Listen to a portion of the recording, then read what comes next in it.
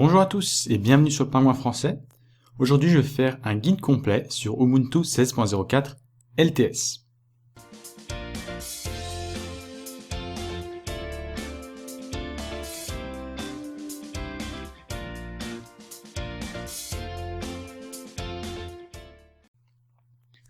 Alors avant toute chose, on va commencer par l'écran de démarrage. Nous sommes ici dessus, on s'apprête à rentrer dans mon compte, et la première chose que l'on remarque immédiatement, c'est que le fond d'écran a changé. Si, il a changé, regardez, les lignes ne sont même pas au même endroit. Non, blague à part, franchement, Ubuntu, c'est le moment. Entrons dedans et voyons un petit peu ce qu'il y a à voir. Alors on va minimiser ceci d'abord. Alors on voit que du point de vue de l'interface, il n'y a pas vraiment grand chose qui a changé. On a toujours notre dash en haut, qui est toujours le même. On a toujours notre panel en haut, enfin vraiment, rien n'a vraiment changé.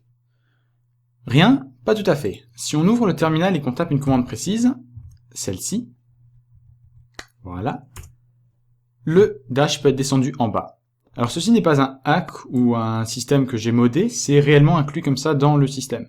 C'est juste que c'est un peu caché et qu'il faut utiliser cette commande que je mettrai dans la description. gsettings set com.canonical.unity.launcher, launcher-position bottom. Voilà. Pour le remettre, il suffit juste à la place de mettre bottom, il faut mettre left. Et voilà. Sinon, à part ça, quoi de neuf? À part ça, il faut dire déjà que dans le Dash, on ne peut plus rechercher sur Internet par défaut. Donc si je tape Google, il se passe rien.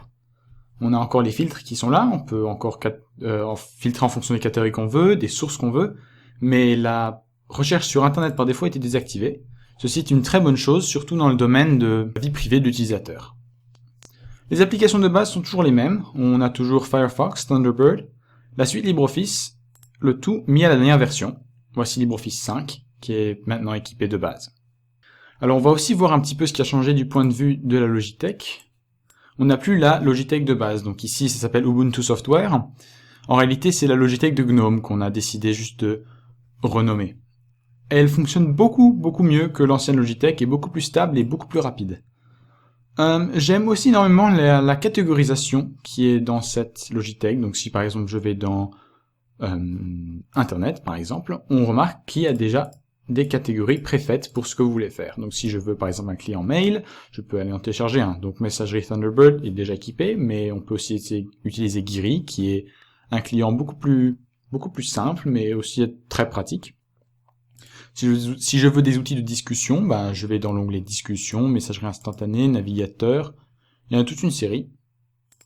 Donc c'est vraiment sympa d'avoir toutes ces options. Et même si vous cliquez sur un logiciel au pif, donc ici Lix, donc un système pour latex, on remarque déjà que l'interface est beaucoup plus propre qu'avant. Franchement, il n'y a pas plein de photos ou de quoi que ce soit qui se mettent dans le chemin. C'est très propre, juste du texte, les étoiles, et quelques appréciations utilisateurs. Donc vraiment, c'est vraiment une grande avancée dans la bonne direction, et même le simple fait de mettre des légendes et des descriptions sur les paquets est vraiment une grande aide. Donc vraiment, Ubuntu, chapeau, la communauté, c'est une excellente décision d'avoir décidé de faire ceci. Alors, dans des détails peut-être plus techniques, on va jeter un coup d'œil à quel kernel on tourne. Donc si je fais uname-r, on est donc sur le kernel 4.4. Ceci est une très bonne chose, sachant que les dernières versions du kernel permettent généralement d'avoir du meilleur support pour le nouveau matériel, et avec les nouvelles séries de processeurs Skylake qui est sortie depuis la dernière version Ubuntu, ça fait toujours plaisir à voir. On a toujours et encore ce bouton Amazon qui est dans le launcher. Personnellement, je trouve qu'il devrait être retiré, mais si on clique dessus, déjà il prend une éternité à s'ouvrir.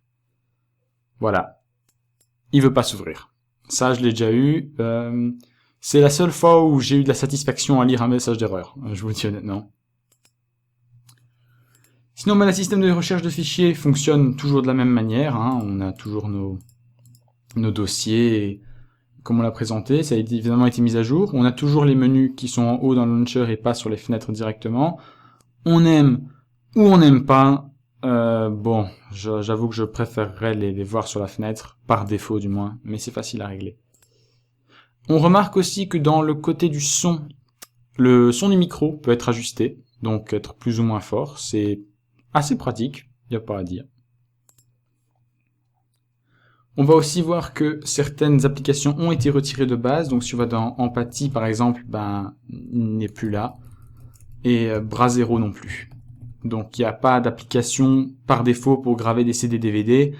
Ce n'est pas une grande perte vu que les CD et les DVD sont en voie de disparition, au profit de nouvelles méthodes de stockage comme carte SD ou clé USB ou stockage en ligne. Donc il n'y a pas vraiment grand chose à voir de ce côté-là. Ce qui est un peu sympa, c'est la présence d'un calendrier. Si j'arrive à le faire venir. Alors c'est un agenda, pardon. Ils appellent ça agenda, mais c'est un calendrier. Simple, minimaliste, on peut ajouter des événements. Vraiment pas compliqué, mais assez simple d'utilisation. Assez, je trouve, minimaliste, mais pourquoi pas. Pourquoi pas. Ça fonctionne correctement. Si on va faire un petit tour sous le capot, on va remarquer que pas grand chose n'a changé à première vue, du moins on a toujours les mêmes paramètres système qui existent.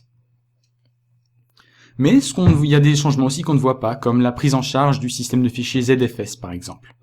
Alors ZFS, ça ne vous intéressera probablement pas si vous êtes un petit utilisateur d'Ubuntu, mais si vous aimez bien faire des configurations en RAID 5 ou si vous aimez bien avoir du stockage par réseau ou d'autres choses comme ça, ZFS peut être une bonne option.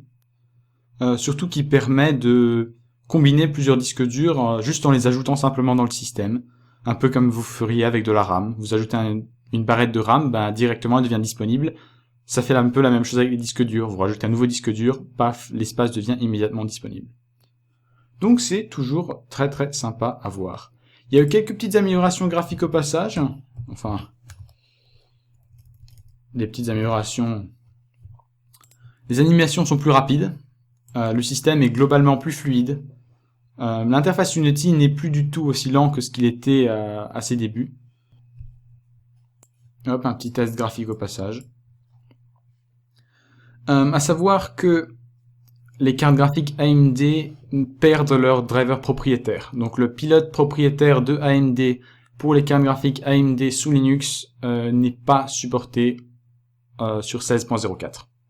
C'est une chose à garder en tête. Vous pouvez faire la mise à jour, vous aurez les graphiques Radeon probablement. Mais attention, la performance ne sera pas la même. Donc si vous êtes habitué à jouer des jeux vidéo sous Linux, les performances en ressentiront. Dans ce cas-là, je recommande de rester sur 14.04 LTS. Et ça semble être la meilleure des solutions parce que sinon ça va pas correctement fonctionner. Enfin, pour peut-être en finir avec cette présentation, on a un nouveau système pour installer des applications. On dit que le système Snap. C'est vraiment un système qui permet d'améliorer la stabilité et l'état de mise à jour du système. Pour donc installer un paquet Snap, il faut d'abord faire sudo snap find. Ça va juste vous faire une liste